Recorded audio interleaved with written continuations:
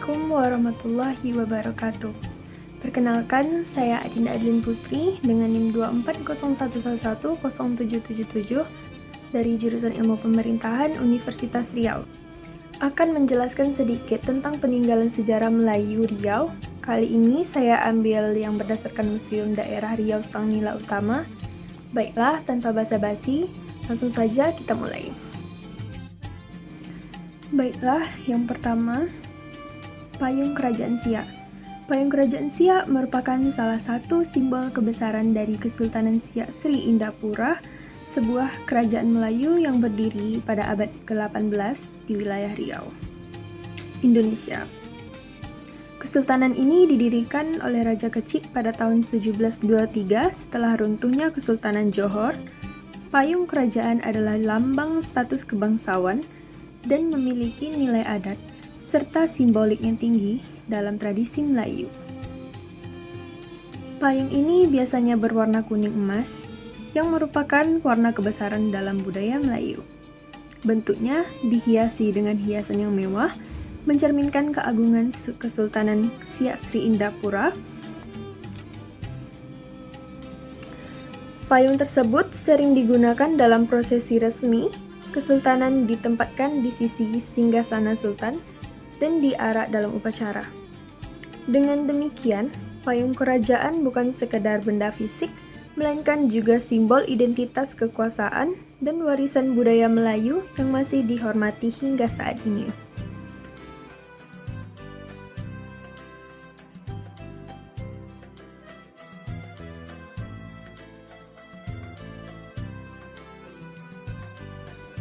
Selanjutnya ada Istana Siak Sri Indrapura, atau dikenal juga sebagai Istana Asyiraya Hashimiyah, adalah peninggalan bersejarah dari Kesultanan Siak Sri Indrapura yang terletak di Kabupaten Siak, Riau. Istana ini dibangun pada masa pemerintahan Sultan Syarif Qasim Abdul Jalil Syarifuddin, Sultan Siak ke-11 pada tahun 1889 dan selesai pada tahun 1893.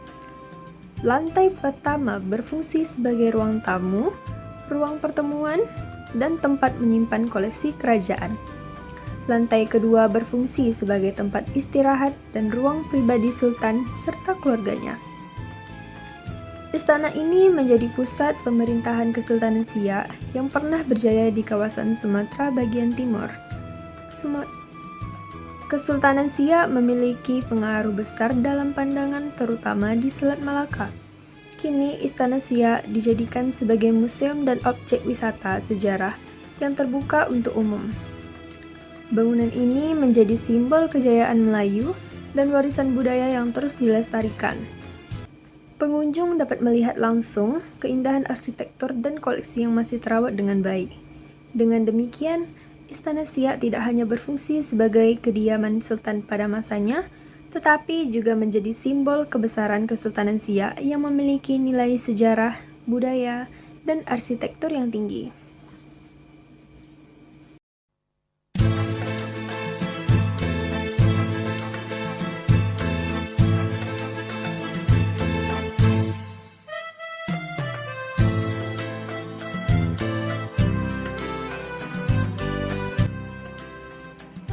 Selanjutnya ada Masjid Penyengat. Terletak di Pulau Penyengat, Kepulauan Riau. Masjid ini dibangun pada masa kejayaan Kesultanan Riau Lingga yang memiliki nilai sejarah, budaya, serta arsitektur yang tinggi. Dibangun pada abad 18, sekitar tahun 1761 sampai 1812, di masa pemerintahan Sultan Mahmud Shah III. Sultan dari Kerajaan Riau Lingga Johor pada Pahang. Warna kuning dan hijau merupakan simbol kejayaan dan kemuliaan dalam tradisi Melayu. Menara dan kubah merupakan masjid ini memiliki 13 kubah dan 4 menara yang melambangkan keesahan Tuhan serta pilar kebesaran Islam. Interior dinding masjid dihiasi kaligrafi indah dengan mimbar berbahan kayu berukir. Pulau Penyengat, termasuk masjid ini, dahulu merupakan pemerintahan Kesultanan Riau Lingga dan menjadi tempat penting dalam perkembangan sastra Melayu dan siar Islam. Selain itu, Masjid ini juga menyimpan mushaf Al-Quran, tulisan tangan yang berusia ratusan tahun. Bukti peninggalan intelektual Islam di masa itu, hingga saat ini, Masjid Penyengat masih digunakan sebagai tempat ibadah dan menjadi destinasi wisata religi serta sejarah. Pengunjung dapat melihat langsung keindahan arsitektur masjid dan merasakan kejayaan peradaban Islam pada masa itu.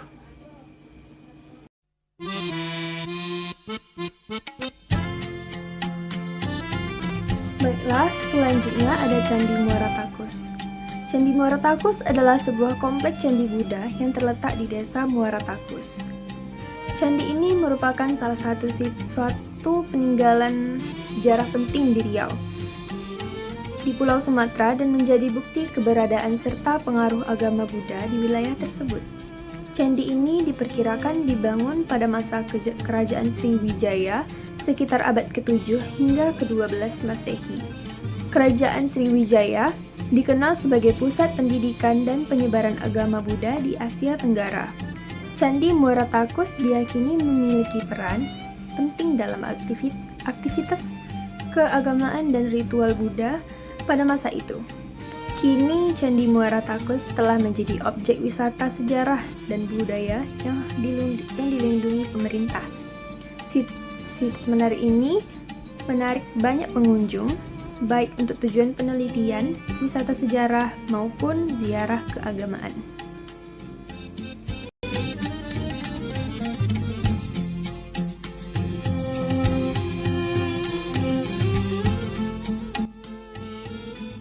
Selanjutnya adalah perhiasan dalam kerajaan. Perhiasan kerajaan Melayu pada masa lampau memiliki nilai budaya, simbolik, dan ekonomi yang sangat tinggi.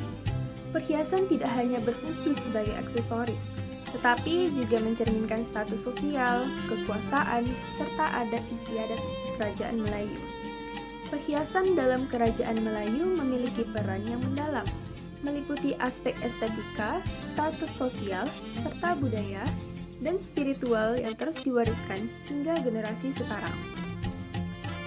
Kancing baju Melayu memiliki sejarah yang erat kaitannya dengan perkembangan budaya dan adat istiadat masyarakat Melayu. Kancing emas digunakan oleh kalangan bangsawan atau raja dalam acara resmi. Kancing butang, kancing kecil yang biasanya dipakai pada baju Melayu tradisional. Kancing permata, kancing berhiaskan batu mulia atau kristal yang menambah kemewahan tampilan baju Melayu. Kancing tetap menjadi bagian penting dari baju Melayu tradisional, terutama dalam upacara adat dan perayaan yang melibatkan simbol kemuliaan dan penghargaan terhadap warisan leluhur. Selanjutnya ada seluk. Solok atau dikenal dengan sebutan suluk adalah hiasan atau aksesoris tradisional yang digunakan sebagai alat pelengkap pakaian adat Melayu, khususnya dalam lingkungan kerajaan dan kalangan bangsawan. Seluk biasanya berupa bunga hiasan atau anyaman kain yang dipasang di bagian tertentu dari pakaian, seperti bahu, dada, atau kepala. Aksesoris ini bukan hanya sekedar hiasan, tetapi memiliki simbolik yang mendalam dalam budaya Melayu. Seluk berasal dari tradisi busana kerajaan yang hebat dan adat Melayu yang berkembang di wilayah seperti Sumatera, Semenanjung Malaysia, Riau, dan Kepulauan Melayu lainnya. Seluk melambangkan keindahan, kelembutan, dan kehormatan. Dalam pernikahan adat Melayu, seluk sering digunakan sebagai hiasan pelengkap busana pengantin, baik pengantin laki-laki maupun pengantin perempuan, untuk memperindah tampilan dan melambangkan keagungan serta kebahagiaan. Keindahan tidak hanya menunjukkan seni keestetikan Melayu, tapi juga merefleksikan nilai-nilai leluhur seperti kesopanan, keanggunan, dan penghormatan terhadap adat istiadat yang diwarisi secara turun-temurun.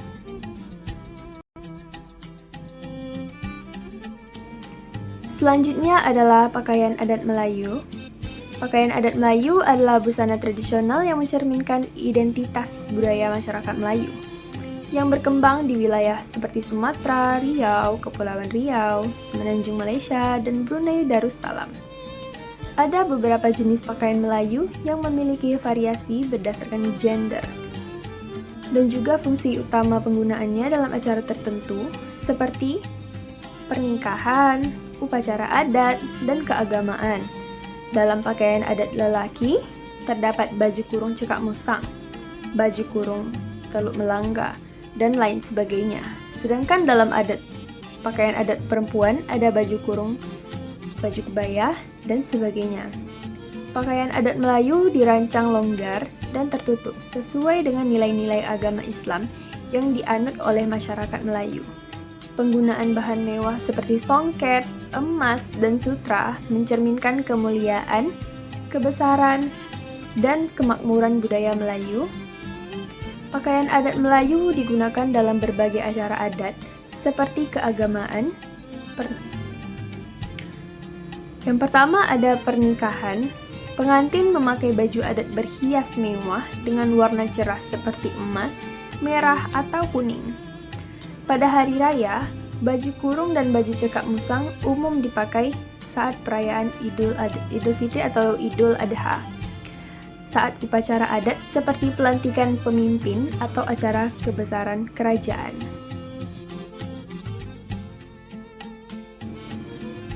Pakaian sehari-hari masyarakat Melayu memiliki ciri khas yang sederhana, namun tetap mencerminkan kesopanan dan nilai budaya yang dijunjung tinggi.